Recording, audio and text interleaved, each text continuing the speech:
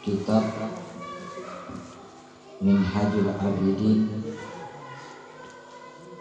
karangan Syekh Hujatul Islam wa Barakatul Anam Abi Hamid Muhammad bin Azhari. Semoga Allah meridhoinya, menempatkan pada tempat yang mulia di sisi Allah, dan menjadikan ilmu yang kita pelajari ini bermanfaat barokah di dini wa dunia wal akhirah. Wa ala hadiniya lahumul fatihah. A'udzubillahi minasyaitonir rajim. Bismillahirrahmanirrahim. Alhamdulillahirabbil alamin arrahmanir rahim maliki yaumiddin. Iyyaka na'budu wa iyyaka nasta'in ihdinas siratal mustaqim siratal ladzina an'amta 'alaihim ghairil maghdubi 'alaihim waladdallin.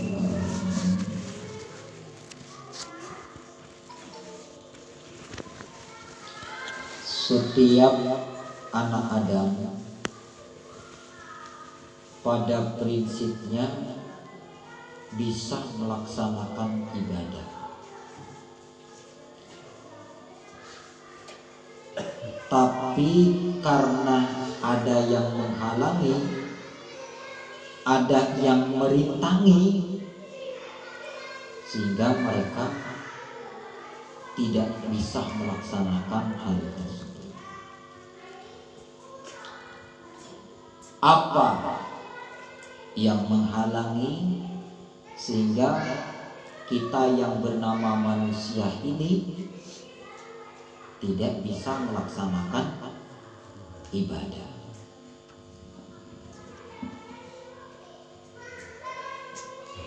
Yang pertama adalah hubbud dunya. Yang kedua an-nafsu. Yang ketiga asyaiton. Yang keempat al-musyarakah, maknanya masyarakat, kawan. Yang dunia sudah pernah saya jelaskan. Saben-saben wong orang iso ibadah jelas perkara sebab niku wong demen karo dunya. Atine iku di waktu itu dunia lebih dia utama.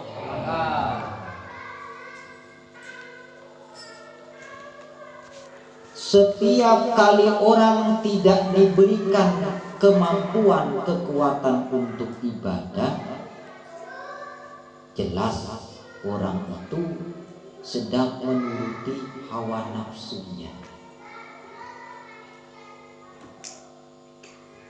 Itu sudah saya sampaikan. Bokelingan ora ingat apa dide itu bagaimana jamaah. Nah, malam ini saya akan sampaikan al-ayatus sadis, penghalang yang nomor 3. Asyaiton, yaitu setan. Summa alaika ya akhi. Kemudian kata Syekh Imam Al-Ghazali, hendaklah engkau memantapkan di dalam hatimu dengan satu ketetapan dan keyakinan yang kokoh, wahai saudaraku, bimuharrabatis syaitan. Hendaklah engkau perang dengan setan. Hendaklah engkau perang dengan setan. Wa qahrihi, dan kalahkan dia. Jadi gak cuman sebatas perang, tapi kalah. Wa dzalika li huslataini, dan untuk mengalahkan setan itu ada dua cara. Ada dua cara. Hendaknya kita ini perang dengan setan dan dikalahkan.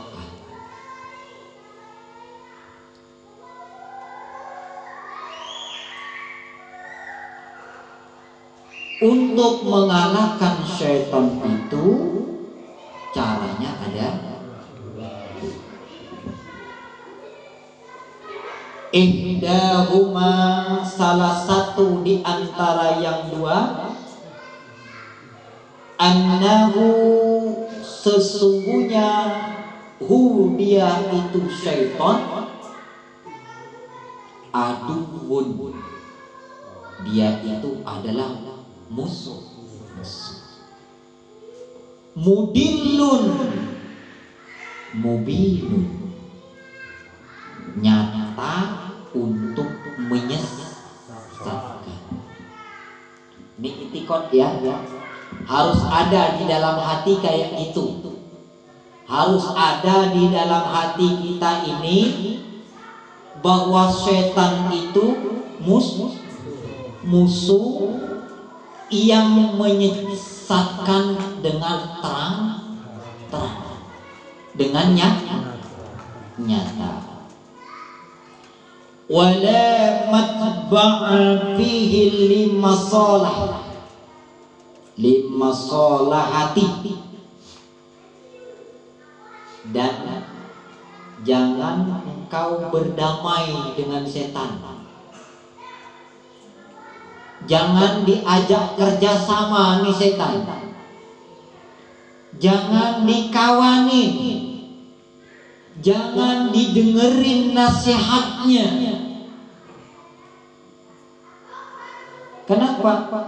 Karena setan ini nggak bisa diajak damai. Setan nggak bisa diajak kerjasama. Wa ibqa'in alaihi, dan selama-lamanya engkau harus meyakini bahwa setan itu sampai kapanpun tidak pernah pantas dijadikan kawan.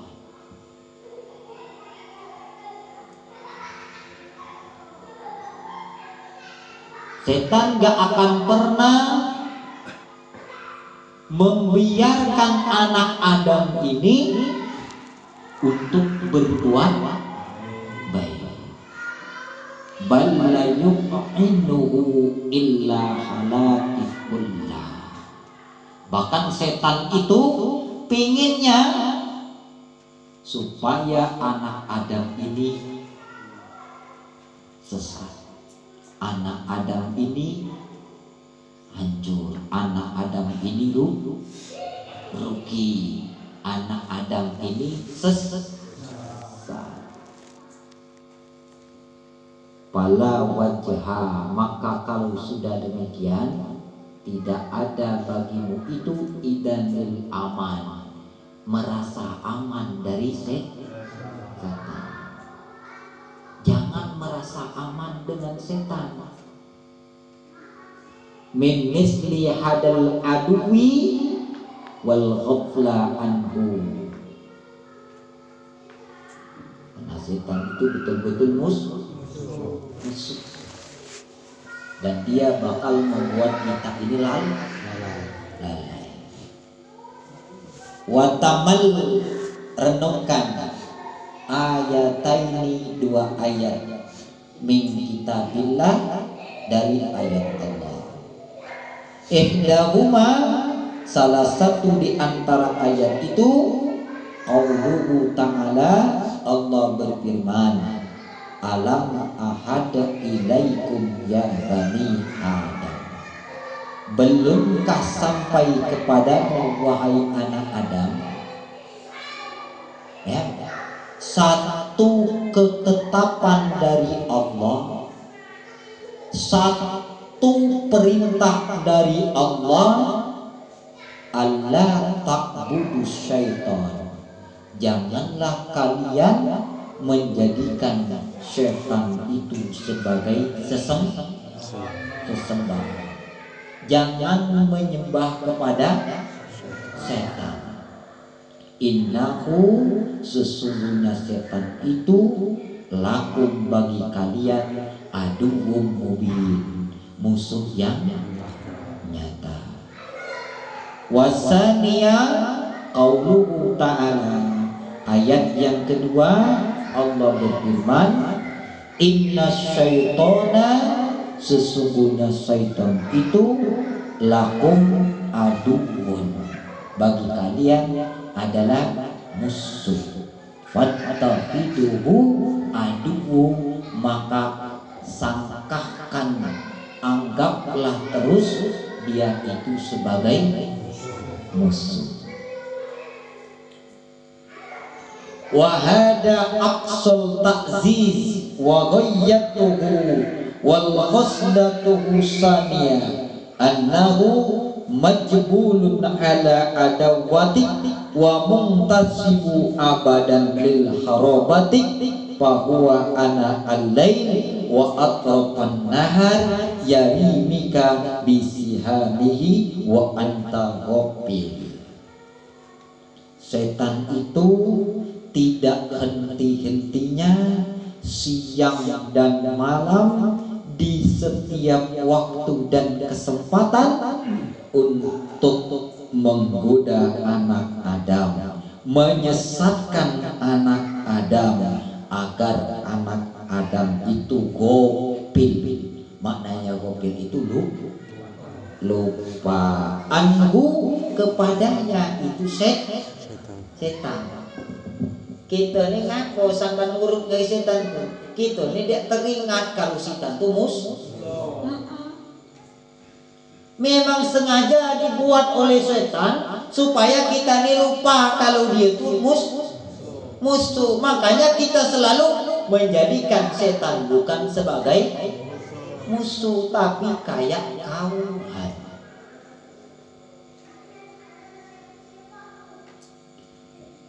Fa kaifa yakunu hal summa waqa'at ma'aka naqtahu ukhra wa hiya annaka fi ibadatillah ta'ala wa da'watil khawqi ila babillah subhanahu wa ta'ala bi fi'li wa qawli wa hada siddun sadiqis syaitan wa himmatihi wa muradihi wa khirfatihi wa fisrahu ka'annaka kuntu wa saddat wa sattaka li taghabis syaitan wa tukayyadahu wa tunakiduhu fa huwa aidan yasuddu wa yastahu li yu'adiyaka wa yuqatiluka wa yumakiraka hatta yufsidu lil iyad billah alaiki saknaka bal hatta yuhlikan roksan idillah ya'man min janibika ba'dun fa innahu ladhi yusimu wa yaqsidu bil halaki illa man la yuhituhu wa la yunakihu bal yusaddiquhu wa yuwakipuhu kal kuffar wa ahli dolal. Bayangkan itu maunya setan, karepnya setan. Jadi kita ini siang malam tak henti-hentinya di setiap detik diintai dan diawasi oleh setan. Yang setan itu cari peluang supaya kita ini ghafil, lupa kepada Allah. Caranya gimana? Pertama, setan itu tak henti-hentinya membuat kita ini agar gak melakukan ibadah. Ini yang pertama. Dibuatnya kita ini bukan tidak tahu kita. Makanya sekali lagi saya sampaikan, bukan tidak tahu orang kalau sholat itu wajib. Bukan nggak tahu orang perkara yang baik itu baik, banyak yang tahu orang. Tapi kenapa dia tidak bisa melakukannya? Karena memang ada yang ngalangin. Pertama, setan mencegah anak Adam ini agar setiap apa yang diperintahkan oleh Allah cukup sampai pengetahuan tapi tidak kunjung melaksanakan. Inilah kebanyakan celakanya para orang alim. Orang ngerti tapi enggak diamalkan. Ini setan. Kalau orang itu sudah tidak berhasil digoda oleh setan, ada perintah sholat, tahu dia dilaksanakan, berhasil berarti dia sholat. Berhenti tidak setan goda? Enggak. Kalau orang sudah melaksanakan itu ibadah dibuat oleh setan, bagaimana supaya ibadah yang dia lakukan itu dikerjakan dengan cara seenaknya dewe, alias dianggap gampang.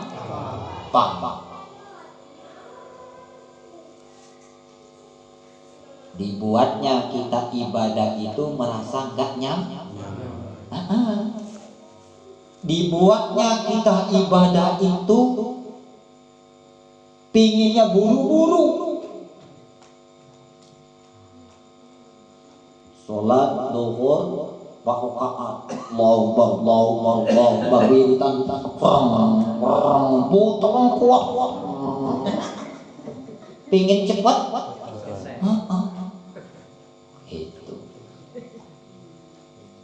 Kalau kita tidak berhasil digoda seperti itu, digoda oleh setan supaya kita itu dibuatnya ngulur-ngulur.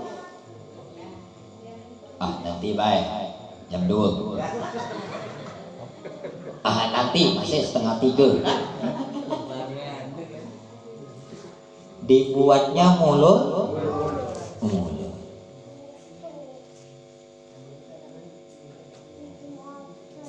Tapi masih perlu dilakukan. Sholat zuhur jam 3 lewat 1/4. Kurang 5 menit lagi dia masuk asar. Sah sholatnya? Karena dia orang alim, ngerti ilmu fikih. Yang penting masih waktunya. Dia akali. Pokoknya assalamualaikum waktu asar. Maghrib kayak gitu juga. Nih ibu-ibu dibuatnya nak maghrib tuh anak padahal sebelum maghrib dia udah nangis sangat tadi. Kotak-katik masak aye. Kotak-katik nyegang nasi. Kak beli kak jam 7. Saya jadi waktu ngisi bawa mulak capek kak beli kak tangan pedas. Habis lewat tuh waktu maghrib, datang waktu habis waktu di tadi terliwat sholat. Dibuatnya kita itu nyepelekan ibadah sepele.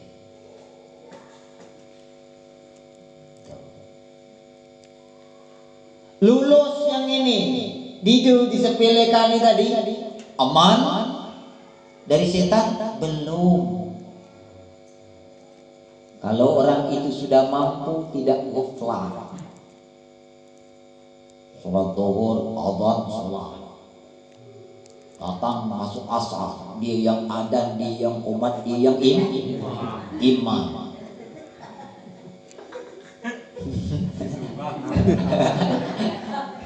tepat tepat waktu. Udim sholat zikir, udim zikir baca Quran, udim baca Quran keluar.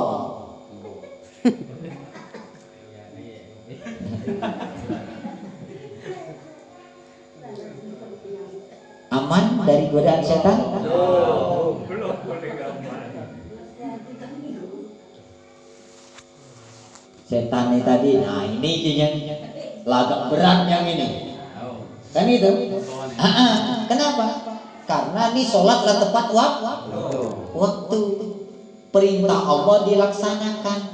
Abdul waktu sholat di awal waktu dia tunaikan. Sunnah Nabi dia agak berat yang ini di setan. Tapi setan yang godani lebih berat pula. Apa? Dibisikkan itu oleh setan agar amal ibadahnya itu diterima. Kalau yang tadi dibuat didenda ibadah lulus, dibuat lalai lulus, dibuat tepat, dibuat supaya amalnya diterima.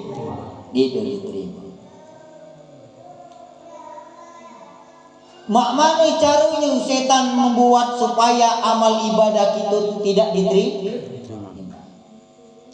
Masuk tuh. Wah, alhamdulillah. Mak inilah baca sholat tepat waktu.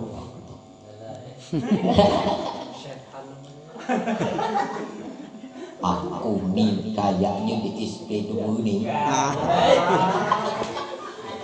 Enggak kayak ini.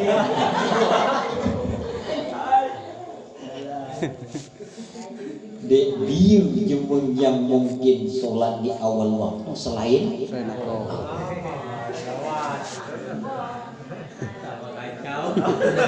tapi itu masih berbunyi di dalam diceploskan udah cuman di dalam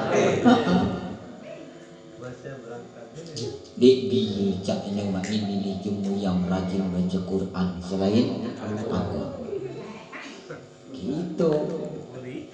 Jadi berbagai macam cara setan itu buat gimana kalau orang sudah beramal, amal itu tidak diterima.